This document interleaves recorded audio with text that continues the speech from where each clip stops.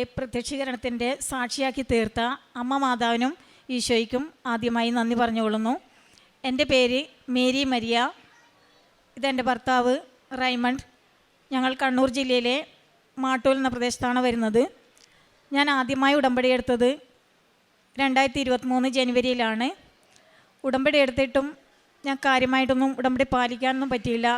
കുർബാനയ്ക്ക് പോകുകയോ കാരുണ്യ പ്രവർത്തികൾ ചെയ്യാനോ കഴിഞ്ഞില്ല. ആ ഇടയ്ക്കാണ് 2024 എൻ്റെ ഭർത്താവിന് കാർപ്പൻ്ററായിട്ടാണ് ജോലി ചെയ്യുന്നത്. ആ ഇടയ്ക്ക് ജോലിക്ക് പോയ സമയത്ത് വീടിൻ്റെ മുകളിൽ നിന്ന് താഴേക്ക് വീഴുകയുണ്ടായി. അന്ന് തന്നെ ആംബുലൻസിൽ കൊണ്ടുപോയി. ഞാൻ പോയപ്പോൾ ബോധമുണ്ടായിരുന്നു, പക്ഷേ കാലുകൾ ചലിപ്പിക്കാൻ കഴിഞ്ഞിരുന്നില്ല. വേദന കൊണ്ട് വേദനിക്കുകയായിരുന്നു ആ സമയത്ത്. അന്ന് അവിടെ അഡ്മിറ്റ് ആയതിനു ശേഷം ഞാൻ വീട്ടിലേക്ക് ഡ്രസ്സ് എടുക്കാൻ വന്നു. മാതാവിൻ്റെ ഫോട്ടോ കണ്ടപ്പോൾ ഞാൻ ഉറക്കെ കരയുകയായിരുന്നു. കാരണം എനിക്ക് 4 വയസ്സുള്ളപ്പോൾ തന്നെ എൻ്റെ അപ്പൻ മരിച്ചു. അമ്മ 6 വർഷമായി മരിച്ചിട്ട്. എനിക്ക് ആരുമില്ലായിരുന്നു. ഭർത്താവാണ് എനിക്ക് താങ്ങും തണലും. അപ്പം ആ സമയത്ത് എനിക്ക് സാമ്പത്തികമായി എൻ്റെ കയ്യിലൊന്നും ഉണ്ടായിരുന്നില്ല. ഉറക്കെ ഫോട്ടോ നോക്കി കരഞ്ഞ് തിരിഞ്ഞപ്പോൾ എൻ്റെ അടുത്ത അയൽവാസിയായ ഒരു ആൻറ്റി എനിക്ക് കുറച്ച് കാശ് തന്നു. ഞാൻ അതുമായി വീണ്ടും ഹോസ്പിറ്റലിലേക്ക് പോയി. ഹോസ്പിറ്റലിൽ പോകുമ്പോൾ ഭർത്താവ് കാലുകൾ ചലിപ്പിക്കുന്നുണ്ടായിരുന്നു. എൻ്റെ കുറച്ച് വിഷമങ്ങൾക്ക് കുറച്ച് മാറ്റം വന്നു. വീണ്ടും ഞങ്ങൾ പിറ്റേന്ന് ഡിസ്ചാർജായി. പക്ഷേ കാലുകൾ വീണ്ടും വേദനിക്കുകയായിരുന്നു. ഞങ്ങൾ വീണ്ടും ഒരു ഹോസ്പിറ്റലിലേക്ക് പോയി. അവിടെ വെച്ച് സ്കാനിങ്, എക്സ്റേ എല്ലാം എടുത്തു. അപ്പോൾ ഡോക്ടർ പറഞ്ഞു, വയറിന് താഴെ എല്ലുകൾക്ക് ഗ്യാപ്പും നട്ടലിന് വളവും ഉണ്ടെന്നാണ് പറഞ്ഞത്. ഓപ്പറേഷൻ വേണ്ടി വരുമെന്ന് പറഞ്ഞു. 3 മാസത്തോളം അവിടെ ചികിത്സയിലായിരുന്നു.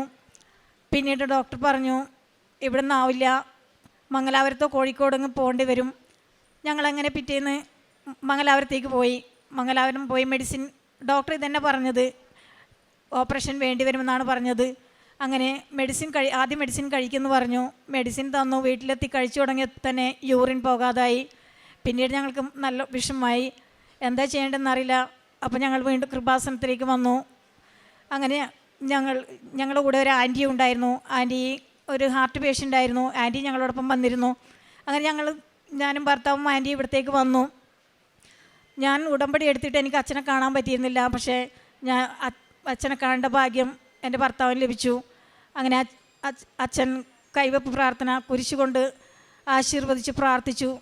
നടുവിന് വെച്ച് പ്രാർത്ഥിക്കുകയുണ്ടായി. അങ്ങനെ ഞങ്ങൾ അന്ന് അത്രയും വേദനയോടെയായിരുന്നു. മുട്ടുകുത്താൻ പോലും ഭർത്താവിന് പറ്റിയിരുന്നില്ല. അത്ര വിഷമത്തോടെയായിരുന്നു ഞങ്ങൾ ഇവിടെ നിന്ന് ഇറങ്ങിയത്. ഞങ്ങൾ ഇറങ്ങി റെയിൽവേ സ്റ്റേഷനിൽ നിൽക്കുകയായിരുന്നു. ആ സമയത്ത് പെട്ടെന്ന് ട്രെയിൻ അടുത്ത് തന്നെ സെക്കൻഡ് കൊണ്ട് വരുന്നെന്ന് പറഞ്ഞു. ഞങ്ങൾ ഫസ്റ്റ് പ്ലാറ്റ്ഫോമിലായിരുന്നു ഉണ്ടായത്. പെട്ടെന്നായിരുന്നു സെക്കൻഡ് പ്ലാറ്റ്ഫോമിലേക്ക് ട്രെയിൻ വരുന്നുണ്ടെന്ന് അറിഞ്ഞത്. ആ സമയത്ത് ആൻറ്റി മുമ്പ് 2 ദിവസം സുഖമില്ലാത്തായിരുന്നു. ആൻറ്റി പെട്ടെന്ന് ടയേർഡായി ആകെ അബോധാവസ്ഥയിലേക്ക് വന്നുകൊണ്ടിരിക്കുന്നു. ഞാൻ വരുന്നില്ലെന്ന് പറഞ്ഞ് അവിടെ തന്നെ ഇരിക്കാൻ തുടങ്ങി. ആ സമയത്ത് വയ്യാതിരുന്ന കാലുകൾക്ക് അത്രയും വിഷമത്തോടെ വന്നിരുന്നായിരുന്നു എൻ്റെ ഭർത്താവ്. മുട്ടുകുത്താനൊന്നും പറ്റിയിരുന്നില്ല. ഭർത്താവ് പെട്ടെന്ന് വാരിയെടുത്തു. ഞാൻ പ്രതീക്ഷിച്ചിട്ടേ ഇല്ല. അങ്ങനെ വാരിയെടുത്തു. ഓവർ ബ്രിഡ്ജ് കയറി ഇറങ്ങി താഴെ എത്തി ട്രെയിനിൽ കയറി.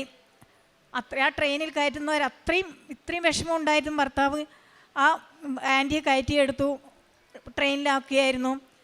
ഇത്രയും ചെയ്തു തന്നത് അന്നത്തെ ആ കൈവെപ്പ് ശുശ്രൂഷയിലൂടെ അച്ഛൻ തന്ന ആ കൃപയാണ്. ആ സൗഖ്യത്തിന് 1000 നന്ദി പറഞ്ഞുകൊള്ളുന്നു. പിന്നീട് ഞങ്ങൾ ട്രീറ്റ്മെൻറ്റിന് പോയിട്ടില്ല, ഒരു ഹോസ്പിറ്റലും പോയിട്ടില്ല. ഞങ്ങൾ വീണ്ടും ഇന്നലെ വരുമ്പോഴും ഞങ്ങൾ ഒന്ന് എക്സ്റേ എടുത്ത് നോക്കി, ഒരു കുഴപ്പമില്ല. ഇപ്പോൾ 2ാം നിലയിലും 3ാം നിലയിലും കയറി ഭർത്താവ് പണിക്ക് പോകുന്നുണ്ട്. കുഴപ്പമൊന്നുമില്ല. 1000 നന്ദി പറഞ്ഞുകൊള്ളുന്നു. അതുപോലെ അടുത്ത സാക്ഷ്യം എൻ്റേതാണ്. ഞാനൊരു അംഗൻവാടി ടീച്ചറായിട്ട് വർക്ക് ചെയ്യുന്നത്. 1997 ഞാൻ വർക്ക് ചെയ്യുന്നുണ്ട്. ടെമ്പററി ആയിട്ടായിരുന്നു വർക്ക് ചെയ്തത്. പിന്നീട് എനിക്ക് പെർമനൻ്റായിട്ട് ജോലി കിട്ടി. ശരിക്കും പറഞ്ഞാൽ ഒരു കാലിത്തൊഴുത്ത് പോലത്തെ ഒരു റൂമായിരുന്നു എൻ്റെ ബിൽഡിങ്. കുട്ടികൾക്ക് വരാനോ ഒരു ഗ്യാസ് പോലും ഇല്ല.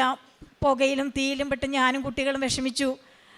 ആ ഇടയ്ക്ക് ഞാൻ പ്രാർത്ഥിച്ചുകൊണ്ടേയിരുന്നു ഞങ്ങൾക്കൊരു മാറ്റത്തിന് വേണ്ടി. പിന്നീട് ഞങ്ങൾക്ക് അവിടെ നിന്ന് ഫിറ്റ്നസ് കിട്ടാതായി മറ്റൊരു ബിൽഡിങ്ങിലേക്ക് പോയി. അതും വല്ലാത്തൊരു വിഷമത്തിലായിരുന്നു. ശരിക്കും പറഞ്ഞാൽ ഉദ്യോഗസ്ഥരുടെ മാനസിക വിഷമങ്ങൾ നേരിടേണ്ടി വന്നു. ഒരുപാട് കരഞ്ഞ നിമിഷങ്ങൾ, ശരിക്കും വാവിട്ട് നിലവിളിച്ചിട്ടുണ്ട്. പിന്നെ അവിടുന്ന് മാറേണ്ടി വരും, ഫിറ്റ്നസ് കിട്ടുന്നില്ല, അവിടുന്ന് ഇറങ്ങേണ്ടി വരും, കുട്ടികളില്ല, പൂട്ടേണ്ടി വരും. ടീച്ചറുടെ കഴിവുകേട് കൊണ്ടാണ്. പക്ഷെ ദൈവം എനിക്കൊരുപാട് കഴിവ് നൽകിയിരുന്നു. ഞാൻ കുട്ടികളെ ഡാൻസ് ടീച്ചറാണ്. ഞങ്ങളുടെ ഇടവകയിൽ എല്ലാ കുട്ടികളെയും ഞാൻ ഡാൻസ് പഠിപ്പിച്ചത്. ഇത്രയും പാട്ടും കഴിവും എല്ലാ കഴിവും ഉണ്ടായിട്ടും എന്നെ ഉദ്യോഗസ്ഥർ വഴക്ക് പറഞ്ഞു. ടീച്ചറുടെ ഇതുകൊണ്ടാണ്. ടീച്ചർ 3rd ഗ്രേഡിലാണ് പെടുന്നത്. എനിക്ക് കരയാനല്ലാതെ എനിക്കൊന്നും കഴിഞ്ഞിരുന്നില്ല. എനിക്ക് ട്രാൻസ്ഫർ തരുന്നില്ല എന്ന് പറഞ്ഞു. ഞാൻ ആ സമയത്ത് വീണ്ടും കൃപാസനത്തിലേക്ക് വന്നു. ഏപ്രിൽ മാസം ഞാൻ നിയോഗം എഴുതി. എനിക്ക് മാതാവേ, എനിക്കൊരു ട്രാൻസ്ഫർ തരണമേ, എനിക്കിഷ്ടപ്പെട്ട സ്ഥലത്തേക്ക്. അപ്പോൾ പിറ്റേ മാസം ഏപ്രിൽ മാസം നിയോഗം എഴുതി വെച്ചു. മെയ് പകുതിക്ക് തന്നെ ഇതേ എന്നെ പറഞ്ഞ മേലുദ്യോഗസ്ഥന്മാർ, സൂപ്പർവൈസർ CDP എന്നെ വിളിച്ചിട്ട് പറഞ്ഞു, ടീച്ചർക്ക് എവിടെയാണ് ട്രാൻസ്ഫർ വേണ്ടതെന്ന്. ഞാൻ ഉറക്കെ കരയുകയായിരുന്നു. എന്നെ അംഗീകരിച്ചല്ലോ, എൻ്റെ മാതാവ് ഇടപെട്ടത് കൊണ്ടാണ് എന്നെ അംഗീകരിച്ചത്. അപ്പോൾ തന്നെ എന്നെ മെയ് മാസം പകുതിക്ക് തന്നെ, മുമ്പ് ഞാൻ വർക്ക് ചെയ്തിരുന്ന, ഞാൻ അവിടുന്ന് ഇൻ്റർവ്യൂവിൽ ഔട്ടായതായിരുന്നു. അവിടുത്തേക്ക് എന്നെ ഒരുപാട് സ്നേഹിക്കുന്ന നല്ല ജനങ്ങളുടെ, ഇപ്പോൾ ഒരുപാട് കുട്ടികളുണ്ട് അവിടെ, നന്നായിട്ട് വർക്ക് ചെയ്യുന്നുണ്ട്. ഇപ്പം ആ സൂപ്പർവൈസർ എന്നെ തള്ളിപ്പറഞ്ഞ് അവർ തന്നെ എന്നെ നല്ലതായി കരുതി.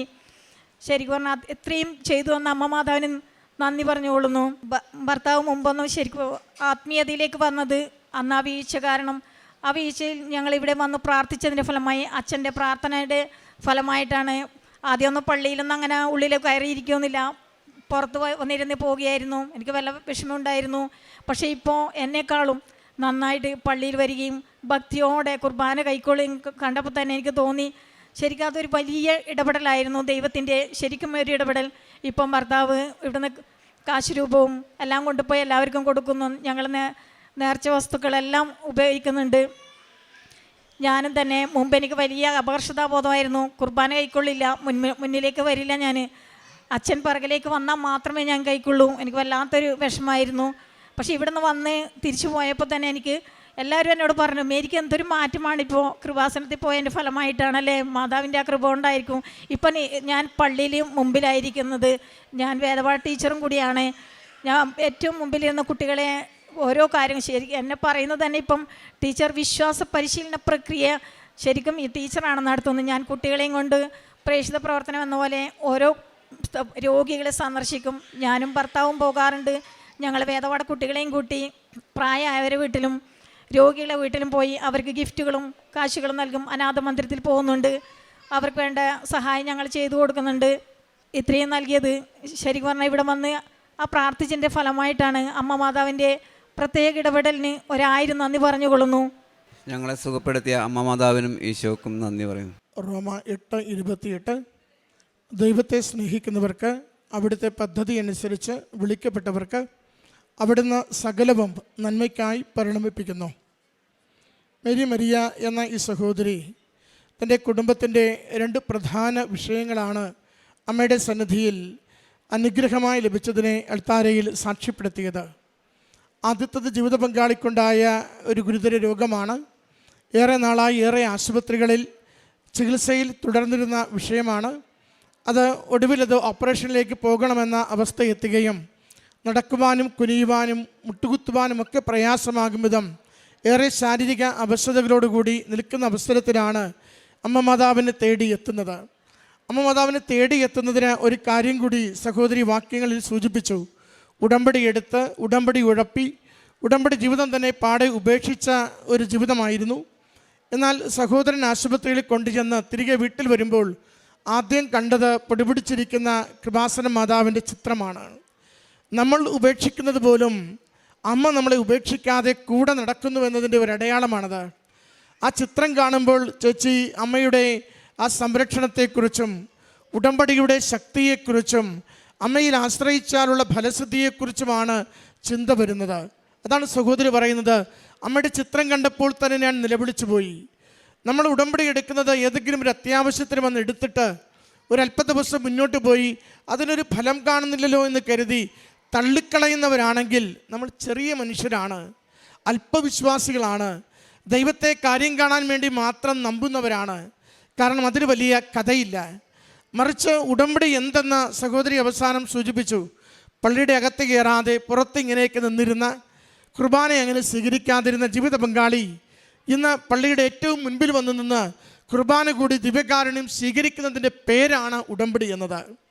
ചേച്ചി പറഞ്ഞു, പുറകോട്ട് അച്ഛൻ വന്നാൽ മാത്രം കുർബാന സ്വീകരിക്കുകയും മുൻപോട്ട് വന്ന് കുർബാന സ്വീകരിക്കാൻ മടിഞ്ഞ് ഞാൻ ജീവിച്ചിരുന്നൊരു വിശ്വാസിയായിരുന്നു. ഇന്ന് ഏറ്റവും മുൻപിൽ വന്നു നിന്ന് ഈശോയെ അറിഞ്ഞ് സ്നേഹത്തോടെ പൂർണ്ണമായി സ്വീകരിക്കുവാൻ എനിക്ക് ഓരോ ദിവസവും സന്തോഷമുണ്ട്. ഇതാണ് ഉടമ്പടിയുടെ ഫലമെന്ന് പറയുന്നത്. ഭൗതികമായ ഏതെങ്കിലും കാര്യങ്ങൾ സാധിക്കുകയല്ല, മറിച്ച് അതിനപ്പുറം ആത്മീയമായി നമ്മുടെ ജീവിതത്തെ തന്നെ മാറ്റിമറിക്കുന്ന വിശ്വാസത്തിൻ്റെ സാക്ഷിയായി ജീവിക്കുന്ന സമൂഹത്തിൽ നമ്മളെ മാറ്റുവാൻ പറ്റുമ്പോഴാണ് ഉടമ്പടിക്കും മജ്ജയും മാംസവും വെച്ചുവെന്ന് പറയുവാനാവുക. അതിൻ്റെ സാക്ഷ്യമായിട്ടാണ് ഈ രണ്ടുപേരും ഈ എൽത്താരയിൽ നിൽക്കുന്നത്. സഹോദരൻ്റെ സാക്ഷ്യം നമ്മളോട് പറഞ്ഞു, അച്ഛൻ തൈലം പൂശി പ്രാർത്ഥിക്കുമ്പോൾ മുട്ടുകുത്താൻ പോലും പ്രയാസമായിരുന്നു. അച്ഛൻ നടുവിൽ തൈലം പൂശി ആവർത്തിച്ച് പ്രാർത്ഥിച്ചു. കുരിശ് കയ്യിൽ ചേർത്ത് പിടിച്ചുകൊണ്ട് മകനെ സൗഖ്യത്തിന് വേണ്ടി നിരന്തരം അച്ഛനത് ആ നിമിഷങ്ങളിൽ പ്രാർത്ഥിച്ചിരുന്നുവെന്ന്. അതിന് അമ്മ എങ്ങനെ ഇടപെട്ടുവെന്ന് അടുത്ത മണിക്കൂറിലാണ് തെളിവാകുന്നത്. ഇവർ ട്രെയിൻ കയറാൻ ചെല്ലുന്നു. കൂടെയുള്ള ആൻറ്റി പെട്ടെന്ന് അസ്വസ്ഥയാവുന്നു, ആകെ തളർന്നു പോകുന്നു. ഒരു പ്ലാറ്റ്ഫോമിൽ നിന്ന് മറ്റൊരു പ്ലാറ്റ്ഫോമിലേക്ക് ഓവർ ബ്രിഡ്ജ് കയറി ഈ സഹോദരിയെ കരങ്ങളിലെടുത്തുകൊണ്ട് ഇത്രയും സ്റ്റെപ്പുകൾ കയറി ഇറങ്ങി എന്നതാണ് ആ സൗഖ്യത്തിൻ്റെ പ്രത്യേകത. കാരണം ഇവിടുന്ന് തൈലം പൂശി വിട്ടിട്ട് മണിക്കൂറായില്ല, പക്ഷെ മുട്ടുകുത്തുവാൻ പോലും പ്രയാസമായിരുന്ന വ്യക്തി മറ്റൊരാളെ കരങ്ങളിൽ വഹിച്ചുകൊണ്ട് ഇത്രയേറെ സ്റ്റെപ്പുകൾ കയറി ഇറങ്ങി ആ ട്രെയിനകത്തേക്ക് കയറ്റുവാൻ സഹായിക്കുന്നു എന്നതിൻ്റെ അർത്ഥം ദൈവശക്തി ഒരു നിമിഷം കൊണ്ട് സദ്യമജ്ജകളെ തുളച്ചു കയറി സൗഖ്യം പകരുമെന്ന് തന്നെയാണ്. സഹോദരൻ പറയുന്നുണ്ട്, പിന്നീട് ഞാൻ മരുന്നിന് പോയിട്ടില്ല. ഇന്ന് വരെയും എൻ്റെ മരുന്ന് അത് ഉടമ്പടി തൈലവും ഉടമ്പടി ഉപ്പുമാണ്. എപ്പോഴെങ്കിലും എന്തെങ്കിലും ഒരു അസ്വസ്ഥത തോന്നിയാൽ ഉടമ്പടി തൈലം കൊണ്ട് കുരിശ് വരച്ച് ഞാൻ വിശ്വാസ പ്രമാണം ചൊല്ലും. ഉടമ്പടി ഉപ്പ് 1-2 തരി എൻ്റെ നാവിലിട്ടിട്ട് അമ്മയെ കാത്തോളണമേ എന്ന് ഞാനൊന്ന് പ്രാർത്ഥിക്കുമെന്ന്. പ്രിയമുള്ളവരെ, ഇത് വിശ്വാസം എങ്ങനെ സൗഖ്യത്തിലേക്ക് നയിക്കുന്നുവെന്ന് നമ്മളെ സാക്ഷ്യപ്പെടുത്തുന്നതാണ്. സഹോദരി പറഞ്ഞു, കാലിത്തൊഴുത്ത് പോലൊരു അംഗനവാടി, പിള്ളേർ വരാത്തത്ര അസൗകര്യമുള്ള ഇടത്തു നിന്ന് ഒരു ട്രാൻസ്ഫറിന് വേണ്ടി പ്രാർത്ഥിച്ചിട്ട് നിരന്തരം ഉദ്യോഗസ്ഥർ തടസ്സപ്പെടുത്തുകയും കലഹിക്കുകയും വളരെയധികം അധിക്ഷേപിക്കുകയും ചെയ്ത് മനസ്സ് സങ്കടപ്പെട്ട് നുറുങ്ങുമ്പോഴാണ് അമ്മയുടെ അരികിൽ വന്ന് എഴുതിയിടുന്നത്, അമ്മ എനിക്ക് ഇതിനൊരു പരിഹാരം വേണം. അമ്മയ്ക്ക് മാത്രമേ മനുഷ്യൻ ഒരുക്കി വയ്ക്കുന്ന കെണികളിൽ നിന്നും മനുഷ്യൻ ഒരുക്കി വയ്ക്കുന്ന മതിലുകളിൽ നിന്നും ഒരു വിമോചനം, ഒരു വിടുതൽ അത് തരുവാൻ അമ്മയ്ക്ക് മാത്രമേ സാധിക്കൂവെന്ന് മകൾ പറയുന്നുണ്ട്. ഏപ്രിലിൽ ഞാൻ വന്ന് എഴുതിയിട്ടു, മെയ് മാസം എന്നെ വിളിച്ച് എങ്ങോട്ടാണ് ട്രാൻസ്ഫർ വേണ്ടതെന്ന് ചോദിച്ച് ഇന്ന് സന്തോഷത്തോടെ ആയിരിക്കുന്നിടത്തേക്ക് അമ്മ മാതാവിൻ്റെ ഒറ്റ സഹായത്താൽ എനിക്ക് സ്ഥലം മാറ്റം ലഭിക്കുകയും എൻ്റെ ജീവിതം സുരക്ഷിതത്വവും സന്തോഷകരവുമായി കുഞ്ഞുങ്ങളെ പഠിപ്പിക്കുവാൻ എല്ലാ തരത്തിലും അവരെ വളർത്തുവാൻ തക്ക വിധം എന്നെ അമ്മ സഹായിച്ചുവെന്ന്. പ്രിയമുള്ളവരെ, ഉടമ്പടി എപ്പോഴും അമ്മയുടെ കരങ്ങളിലേക്ക് നമുക്ക് സ്വയം സാധിക്കാത്ത നിയോഗങ്ങൾ എഴുതി കൊടുക്കുമ്പോൾ, അമ്മയിൽ ആശ്രയിച്ച് വിശ്വസിക്കുമ്പോൾ തിരുക്കുമാരന് കൊടുത്ത് കണ്ണ് തുറപ്പിക്കും വിധം അമ്മ അടയാളങ്ങളിലൂടെ നമ്മുടെ ജീവിതത്തോട് സംസാരിച്ചു കൊണ്ടിരിക്കും. അമ്മ തരുന്ന അടയാളങ്ങൾക്ക് ജീവിതം കൊണ്ട് മറുപടി കൊടുക്കണം. അതാണ് ഈ സഹോദരങ്ങൾ പറഞ്ഞത്. ഞങ്ങളുടെ ജീവിത രീതി മാറി, വിശ്വാസ രീതി മാറി. ഏറ്റവും മുൻപിൽ, കുർബാനയ്ക്ക് ഏറ്റവും മുമ്പിൽ എൻ്റെ കർത്താവിനെ കാണുവാൻ വേണ്ടി തിടുക്കത്തോടും തിഷ്ഠതയോടും തികഞ്ഞ വിശ്വാസത്തോടും ഇന്ന് നിൽക്കുവാൻ എനിക്ക് സാധിക്കുന്നുണ്ട്. മറ്റുള്ളവർക്ക് നന്മ ചെയ്യുവാൻ തിടുക്കത്തോടെ വ്യാപരിക്കുവാൻ സാധിക്കുന്നുണ്ട്. ഞാൻ മതബോധനം പഠിപ്പിക്കുമ്പോൾ എൻ്റെ ക്ലാസ്സിലുള്ള കുട്ടികളുമായി മറ്റ് രോഗികളോടും ദരിദ്രരോടും അഗതികളോടും ചെന്ന് കയറി ആ മക്കളെ കൂടി വിശ്വാസത്തിൻ്റെ പുതിയ തലങ്ങളിലേക്ക് അവരെ കൊണ്ടുവരുവാൻ എന്നെ അമ്മ മാതാവ് ഉപകരണമാക്കുന്നുണ്ടെന്ന്. ഉടമ്പടി നമ്മളെ കൂടുതൽ നല്ല മനുഷ്യരാക്കണം, കൂടുതൽ അനുകമ്പയുള്ളവരാക്കണം, ദൈവത്തെ ഏതിടത്തും മഹത്വപ്പെടുത്തുവാൻ പ്രാപ്തിയുള്ളവരാക്കണം. അപ്പോഴാണ് ഉടമ്പടി നമ്മൾ ജീവിക്കുന്നു എന്ന് പറയുവാനാവുക. ഈ കുടുംബത്തിൽ ലഭിച്ച സൗഖ്യത്തിനും ആത്മീയ അനുഭവങ്ങൾക്കും ജീവിത കാഴ്ചപ്പാടുകൾക്കും അമ്മ മാതാവിനും തിരുക്കുമാരനും നന്ദി പറഞ്ഞുകൊണ്ട് കരങ്ങളടിച്ച് ഈ സാക്ഷ്യം നമുക്ക് സമർപ്പിക്കാം. അത്യപൂർവ ദൈവാനുഭവങ്ങൾ ഇനി നിങ്ങൾക്കും സ്വന്തം.